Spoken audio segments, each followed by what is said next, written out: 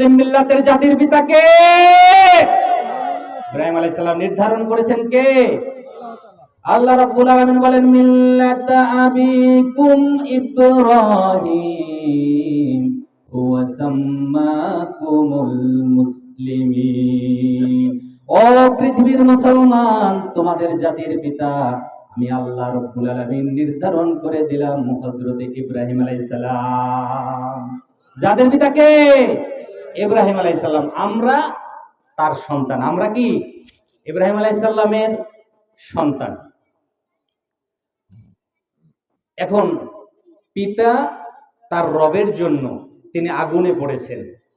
পিতা তার রবের জন্য দেশ ত্যাগ করেছেন, হিজরত করেছেন, নিজের কলিজার টুকরা সন্তানকে জবেহ করেছেন, নিজের প্রিয়তমা স্ত্রীকে ওই উত্তপ্ত মরুভূমির উপরে রেখে আসছেন। কার জন্য? আল্লাহর জন্য, আল্লাহর নির্দেশে। কিসের জন্য? আল্লাহর একাত্মবাদ প্রতিষ্ঠার জন্য। ইব্রাহিম আলাইহিস সালাম আমাদের বাবা। ইব্রাহিম আলাইহিস সালামের কথা আমি কেন এখানে নিয়ে আসছি? উদ্দেশ্য একটাই, আল্লাহ এটা বুঝাতে চান যে ও আমার বান্দারা, তোমাদের বাবা যেমন ছিল তোমাদেরও তেমন হওয়া লাগবে। বাবা যেমন সন্তানেরও তেমন হওয়া দরকার আছে না নাই?